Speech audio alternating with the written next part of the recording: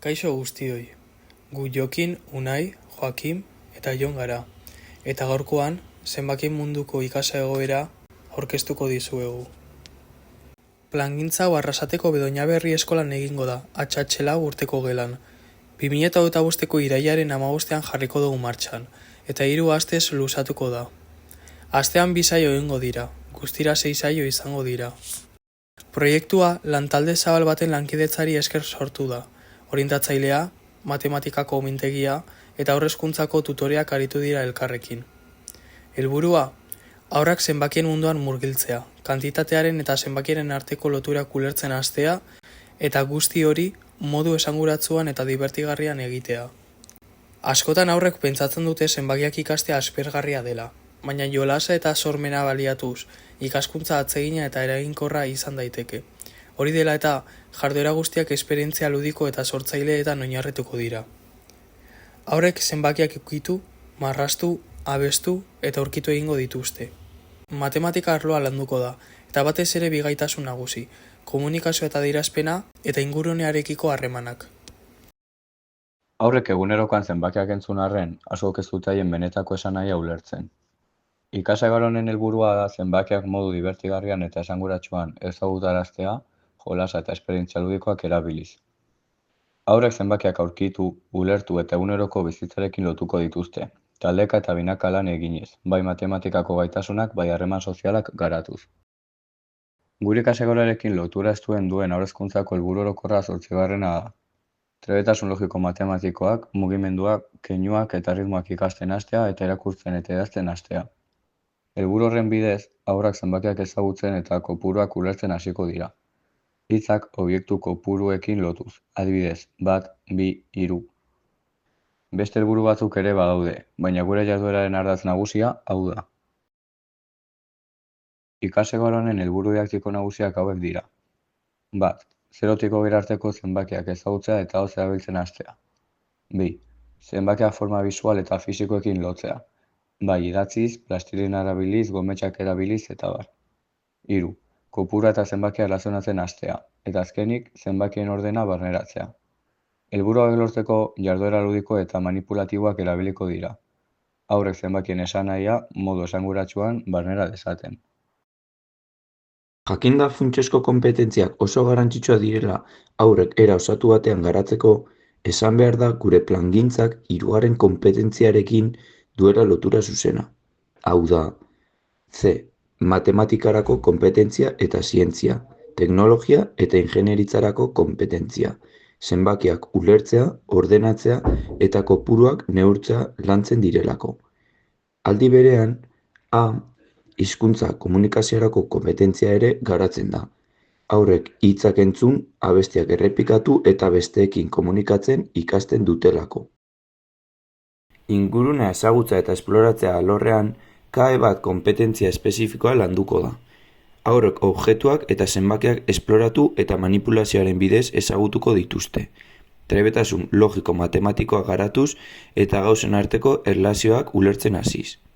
Komunikazioa eta errealitatearen adierazpen alorrean, KE3 konpetentzia espezifikoa garatuko da. Haurrek hainbat lengoai erabiliko dituzte hitzak, abestiak, keinuak, adierazpen plastikoak, ikasitakoa komunikatzeko, modu pertsonal eta sortzailean.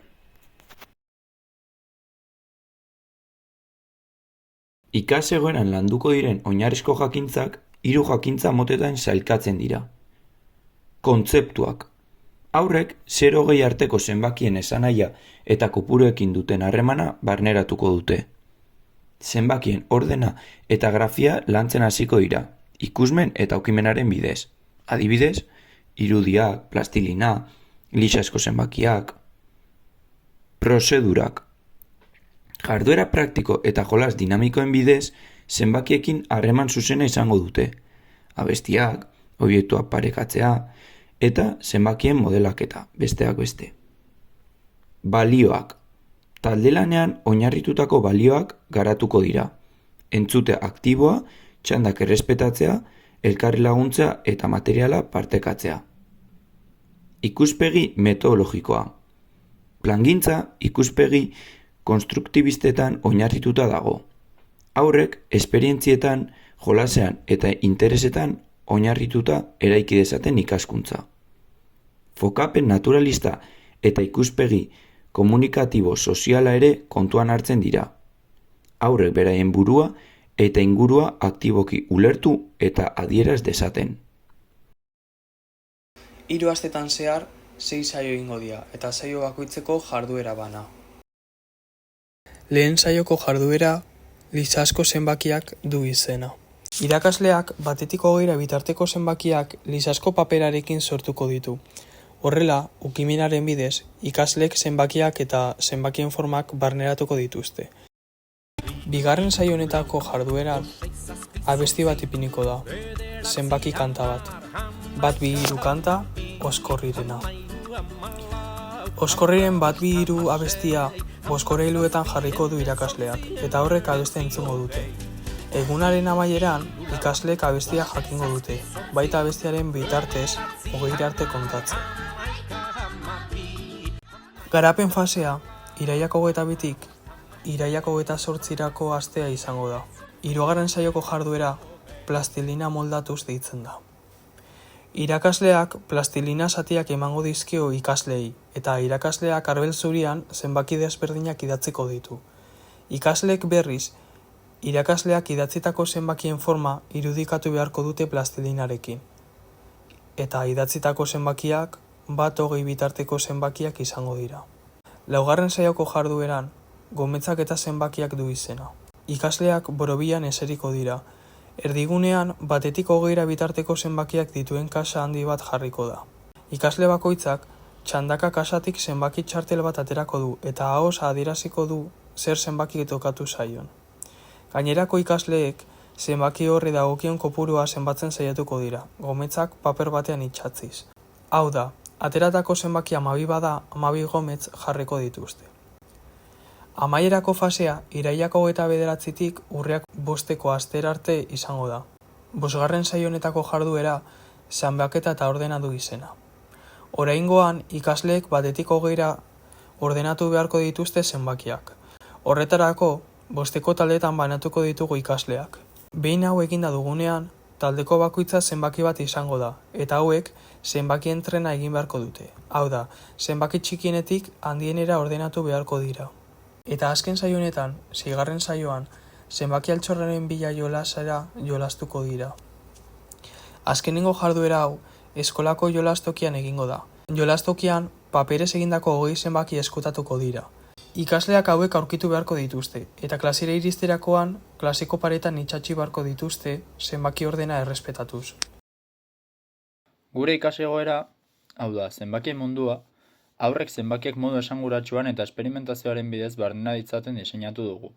Horretarako, 2 metodologia pedagogiko ezagun aukeratu ditugu. Montessori metodologia alde batetik eta bestetik ikaskuntza kooperatiboa. Montessori metodologioak dioenez, beraren helburua aurrek beren ingurua esploratzea eta material manipulatiboekin ikastea da. Ondorioz, aukeratutako printzipioak dira, alde batetik autonomia, bestetik arreta eta gaitasunak eta azkenik ikaskuntza aktiboa. Autonomiari dagokionez, haur bakoitza bere ritmoan ikasten du. Arreta eta gaitasunan aldiz, haurren arreta sustatzea eta gaitasuna garatzea da helburu. Eta azkenik ikaskuntza aktiboan, haurrak beren kabuz probatu eta esperimentatzea ahalbidetzen du, ikaskuntza segurantsua eta iraunkorra lotuz. Aplikazioan, zenbakien ikaskuntza aste osorako zabaltzen da, eta asteko bi jarduerek jarraipena dute eguneroko bizitzan. Adibidez, Oskorriren abestia astelehenetik aurrera jarraitzen da, zenbakiak eta ordena barneratu arte. Bestalde, ikaskuntza kooperatiboari dagokionez, helburua da aurrek elkarrekin ikastea eta elkarren laguntzea. Aukeratutako printzipioak aldi honetan dira talde lana, jolasa eta antolaketa partekatua eta erronka komunak. Talde lanean, haur bakoitza bere ekarpena egiten du eta taldean ikasten dute. Jolasa eta antolaketa partekatuan berriz, haurren arteko konfiantza eta parte hartzea sustatzen dira, eta amaitzeko erronka komunetan helburu orokorrak eta jardura bakoitzaren erronka guztia taldean gainditzeko laguntzen dute. Eta horrela aplikatzen da, jarduera kooperatiboki lantuko dira, giro lasaia eta segurua sortuz, non aurrek motibatuta ikasten duten. Jarraitzeko, baliabide eta espazioaren antolaketan 2 espazio nagusi egongo dira, klasea eta jolastokia. Klasean zenbakien mundua modu egituratuan ikasiko da, baliabide didaktikoak emanez, zenbaki txartela, plastilina, gometxak eta abar erabiliz. Eta jolastokian altxorraren bila jolasa egingo da, objektuak eta zenbakiak ezkutatuz. Material guztiak eskolak hornituko ditu eta jardurak eskolako ordutegian eta espazioetan garatuko dira. Bedoñaberri eskolako espazio irekiak eta jolastokia lagungarriak izango dira, talde handiko jarduerak egiteko, ikasleen dinamika naturalean txertatuta. Irakasleak eguneroko behaketa sistematikoaren bidez ebaluatuko du haurrek zenbakien izendapenak, kopuruarekin lotutako ekintzak eta zenbaki ordenaren ulermena. Ebaluazioa jarraitua eta integratua izango da, jardueretan gertatzen dena kontuan hartuz. Har bakoitzaren garapen eta aurrerapena behatuz, irakasleak zailtasun handienak dituzten ikasleak identifikatu eta laguntza espezifikoa eskainiko du. Ikaskuntza azkar barneratzen duten ikasleak ere aintzat hartuko dira, erronka berria jasoz aurrerapena mantentzeko. Irakasleak txosten pertsonalizatuak osatuko ditu, non ikasleen parte hartzea, trebetasunak, zailtasunak eta aurrerapena jasoko diren. Azkenik, txosten hauek gurasoekin egingo diren bileretan erabiliko dira, har bakoitzaren aurrerapena eta zailtasuna zehazteko, eta etxeko laguntza eta orientazio pedagogikoak emateko.